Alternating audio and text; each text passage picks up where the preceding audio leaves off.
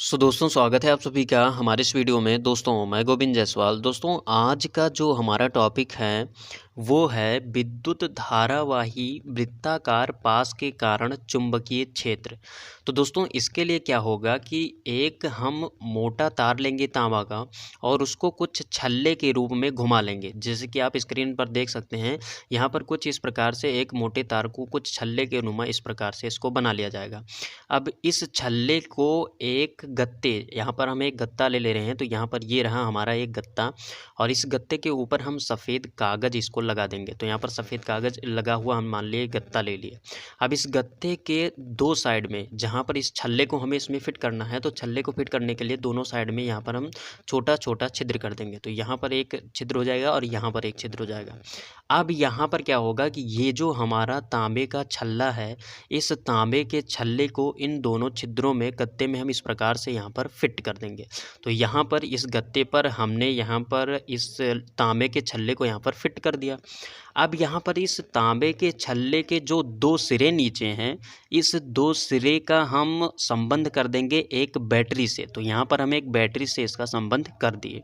अब यहाँ पर क्या होगा कि जब हम इस बैटरी से इस छल्ले में विद्युत धारा को प्रवाहित करेंगे तो इस छल्ले के चारों ओर चुंबकीय क्षेत्र उत्पन्न होगा। अब दोस्तों यहाँ पर हम क्या करेंगे कि ये जो हमारा गत्ता है, इस गत्ते में चूंकि हमने दो छिद्र किया है, अब यहाँ पर हम पहले छिद्र पर बात करेंगे और यहाँ पर जो छल्ला है इसमें हमने विद्युत धारा प्रवाहित कर दिया है और विद्युत धारा प्रवाहित करने के कारण इसके चारों ओर चुंबकीय क्षेत्र है। तो यहाँ पर अगर हम पहले इस छिद्र पर बात करें तो मान लेते हैं कि इस छिद्र के पास इस बिंदु पर यहाँ पर हम कंपास सुई को रखते हैं और जब हम कंपास सुई यहाँ पर रखेंगे तो कंपास सुई जो चुंबकीय बल रेखा होगी उसका डायरेक्शन बता देगा। तो इससे यहाँ पर हम चुंबकीय बल रेखा को खींच पाएंगे। तो यहाँ पर हम चुंबकीय बल रेखा खींच देंगे। इसके बाद में इस बिंदु से हटाकर हम कंपास सुई को दूसरे बिंदु पर यहाँ पर रखेंगे और यहाँ पर हम चुंबकीय बल रेखा को खींच देंगे। ठीक इसी प्रकार से करते करते ये जो हमारी छल्ला है तांबे का, इसके बीचों बीच तक यहाँ पर हम चुंबकीय बल रेखा को खींचेंगे। उसके बाद में अब हम बात करेंगे इस दूसरे वाले छिद्र पर और इस दूसरे वाले छिद्र के पास भी हम कंपास सुई को रखेंगे बारी बारी से और इसको रख कर यहाँ पर भी हम चुंबकीय बल रेखा के डायरेक्शन को देखते हुए यहाँ पर चुंबकीय बल रेखा को दर्शा देंगे। तो इस प्रकार से जब हम इस गत्ते के ऊपर चुंबकीय बल रेखा को दर्शाएंगे तो यहाँ पर हमको कई चीज़ें देखने को मिलेंगी। पहली बात यहाँ पर अगर हम करें तो पहली बात क्या होगा कि मान लेते हैं कि ये जो हमारी छिद्र हैं, इस छिद्र के पास की जो हमारी चुंबकीय बल रेखाएं होंगी इसका कर्व ज़्यादा होगा, यानी कि ये ज़्यादा घूमा हुआ होगा। और जैसे जैसे ही हम छल्ले के बीचों बीच में जाएंगे तो यहाँ पर हम देखेंगे जो चुंबकीय बल रेखाएं होंगी ये सीधी रेखा में होगी। कहने का मतलब हुआ कि ये स्ट्रेट लाइन में हो जाएंगे।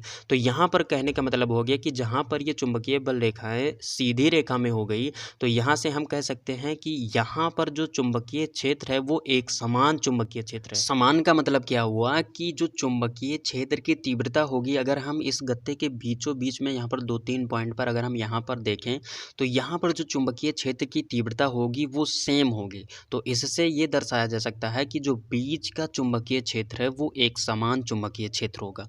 तो ये आपका हो गया। अब यहाँ पर मैं आप सभी को बताना चाहूँगा कि ये जो चुंबकीय बल रेखाएं हैं ये जिस तरफ से बाहर निकलती हैं वो आपका होगा उत्तरी ध्रुव। यानी कि यहाँ पर आप देख सकते हैं ये जो चुंबकीय बल रेखाएं गई हुई हैं ये कुछ उस साइड में गई हुई हैं, तो यानी कि वहाँ से ये बाहर निकल रहे हैं। तो वो जो आपका ध्रुव होगा वो आपका होगा उत्तरी ध्रुव, यानी कि ये उत्तरी ध्रुव की तरह कार्य करेगा।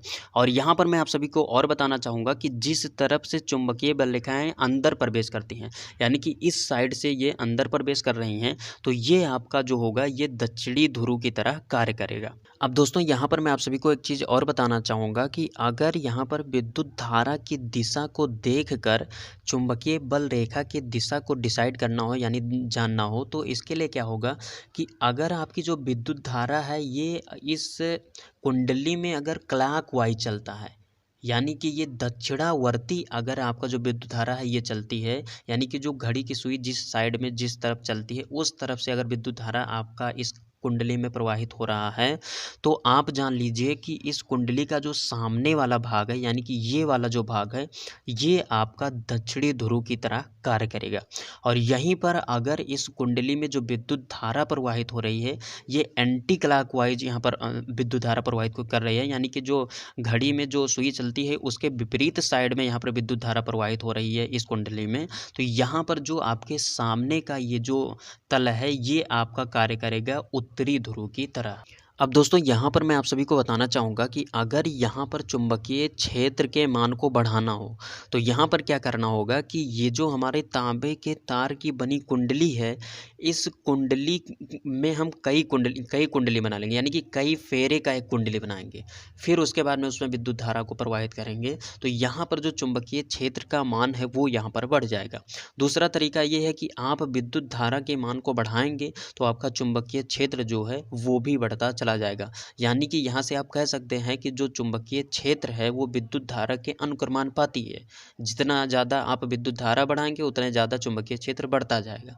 तो ये रहा आज का आपका वीडियो, विद्युत धारावाही वृत्ताकार पास के कारण चुंबकीय क्षेत्र।